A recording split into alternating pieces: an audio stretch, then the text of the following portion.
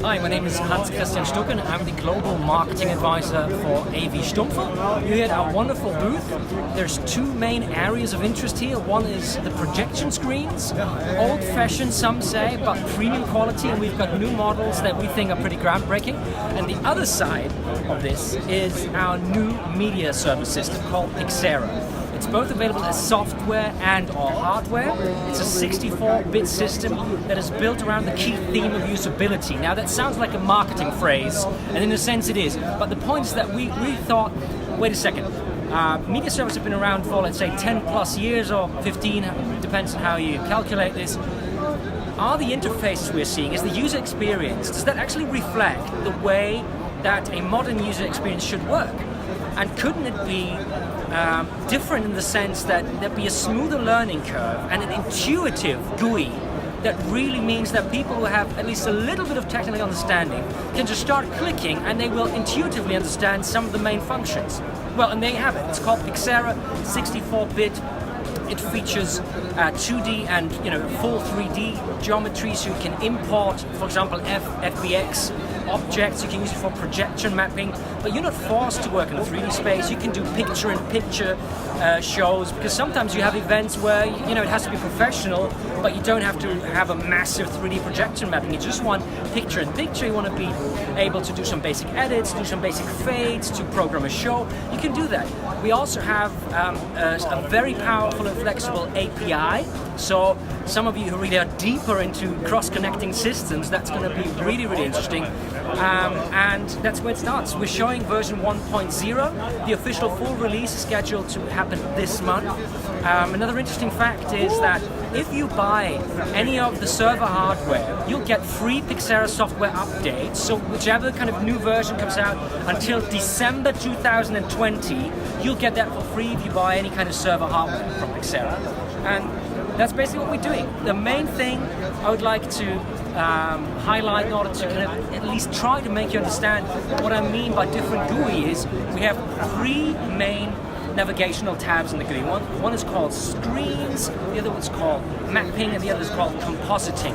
Now the one that's called screens is basically where you set up all your elements. It's like where you set up your arena, your venue. So you can drag and drop screens, projection screens, or LED tiles, because we also have full LED libraries and projection screen libraries in there.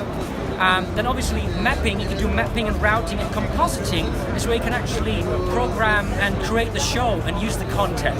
So if you think so what's different about the GUI, it's those three main navigational tags.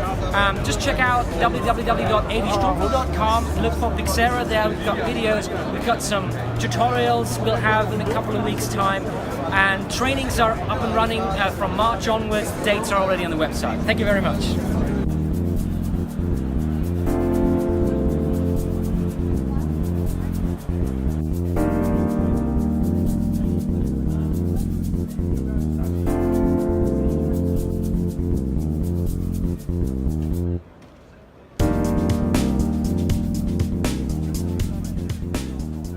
My name is Benjamin Fritsch and I'm the CEO of Vioso. Vioso is probably a known name, I hope it's a known name on the market.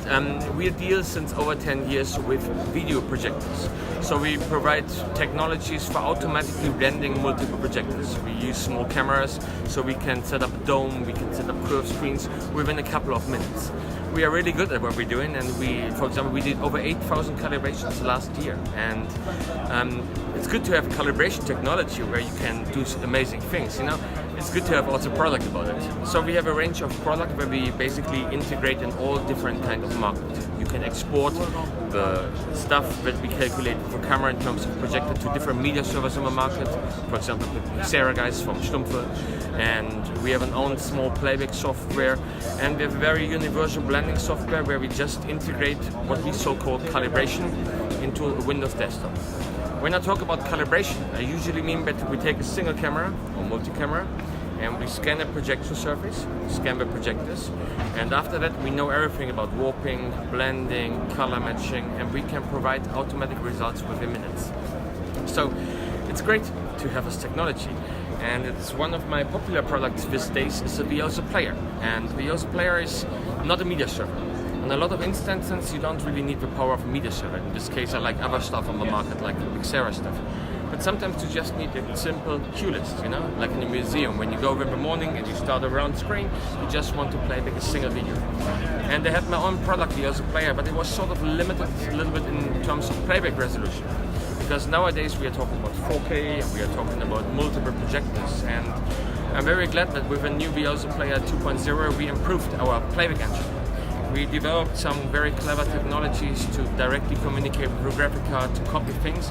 And we are quite happy to cooperate also with a company called Medialooks, welcome to our booth, because they provided us with an awesome API to better access video data. You know, we did it with different ways in the past, but the SDK you provide in this respect is just a very easy and very intuitive way to access files in a good way. You know, it solves some of the major problems that we had in the past when directly integrating with video encoding. You know, because it simply gives a sort of layer, and I like it a lot.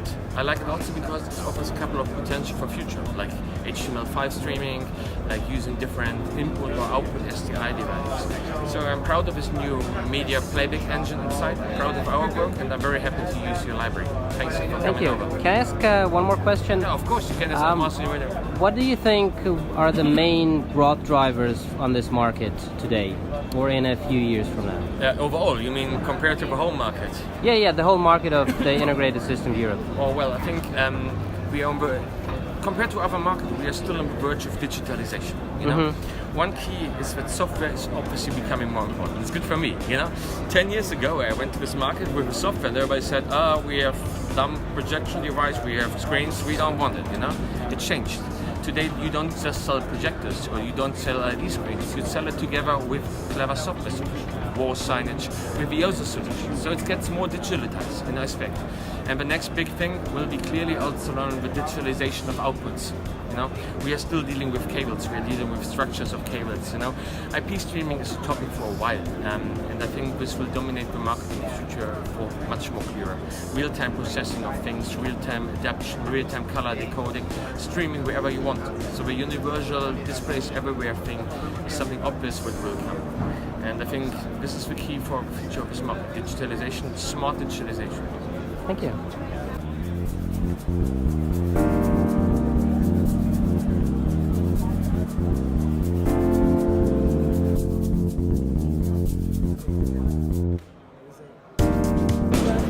So, NetChange Turkey, we are a company that is really specialized in streaming. And recently we see some new development called NDI, which kills the latency inside streaming. The problem with latency is that over a local area network, that's great, you can manage that. But if you want to cross over public internet, you are going to see buffers and you're going to see latency. And this is where the tools from Medialooks are really very interesting, because these guys have discovered something and developed it in a toolkit that you can apply, where you can bring these two worlds together. So you can have NDI in local area network number 1 and NDI local network number 2, and you can link through public internet with the video transport tool and bring these two together. And you can even control remote cameras by that. It is extremely interesting because it kills the latency in streaming.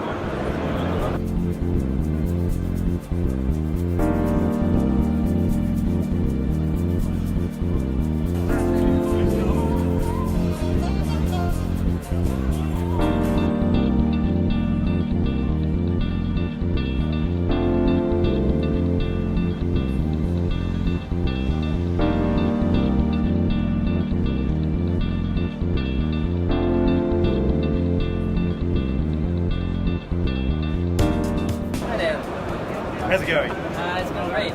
How about yourself? Yeah, very good. What are your plans for this show? Well, we're really excited. So this is our very first ISE show. Birdog's been around now for 3 years, but we're really excited about where NDI is heading, and I think ISE really lines up very well with that in the ability to transmit video around, to conveniently work with video over standard computer networks. Really fits nicely into the kind of market and the kind of attraction that has people coming to ISE. So So this is the first time world premiere of our BTC cameras in operation. So back at IBC in Amsterdam in September we announced the cameras, and now we're here showing them operating. So what these are the world's first full NDI cameras, and what that means is they're extremely high quality, but also very low latency. And as I mentioned, they can work over standard network infrastructure. So one cable gives you control, power, and full broadcast high quality video. And so we've got a full range of cameras here, which we're super excited about.